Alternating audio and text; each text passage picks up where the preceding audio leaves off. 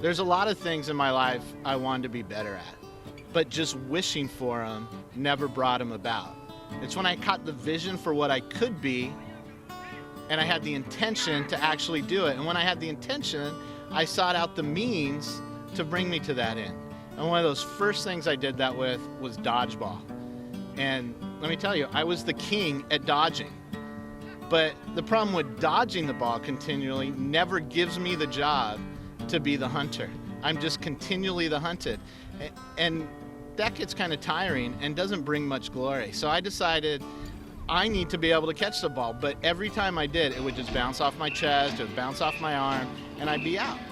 So I sought out a friend who was quite gifted at not only catching the ball, but chucking it at other people.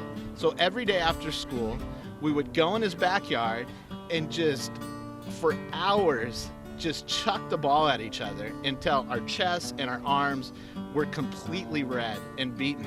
And after a few months of that, I must say, became the king of dodgeball. But when I caught the vision, when I caught the idea of being something else, I sought out means to an end. And that's really the same with the Christian life.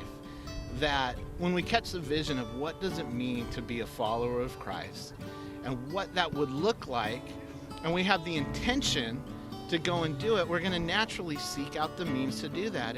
And really the only means I had available to me, or what I thought I had available to me, were exterior things. I made my life about the means, not the end.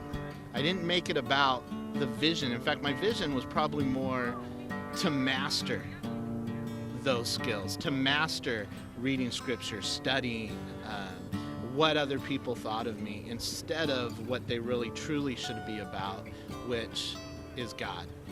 And Paul says, continue to work out your salvation with fear and trembling, so that God will act his will through you for his good purpose. And that's huge. What is my part in this process? If it's God working through me, but I'm supposed to work out my salvation with fear and trembling, that puts me somewhere in the process. And I think where it puts us on the process is, what do we do so that God can work through us? And we often think only of grace as this judicial idea that we've done something wrong, so we have someone take our place, or we get grace, we get forgiven. But that's really not the only idea of what grace is. Grace is God working through us to do what we can't possibly do on our own. You know, we can will ourselves to turn the other cheek. We can make ourselves not react out of anger.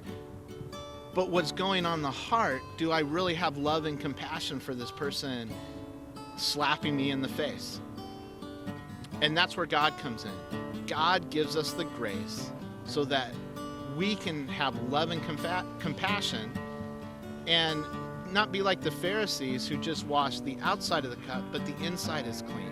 That where Jesus said you need to have righteousness beyond the Pharisees, that's what I want. That's the life I want. I want the life where I can naturally do these things. I can naturally act out of love. I can naturally not respond or react in anger.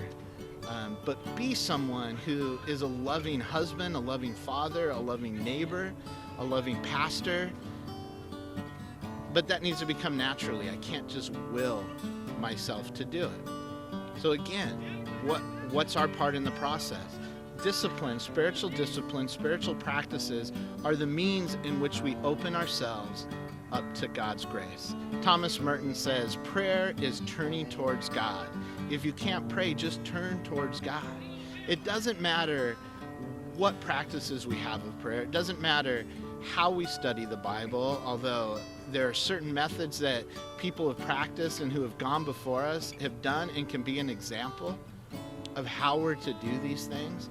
But we need to experiment, just like we do with anything that we want to get better at. It's not out of a sense of legalism that we act out these ways, but it's out of a sense of living into a different story, a different vision. As a kid, we all pretended to be our favorite player.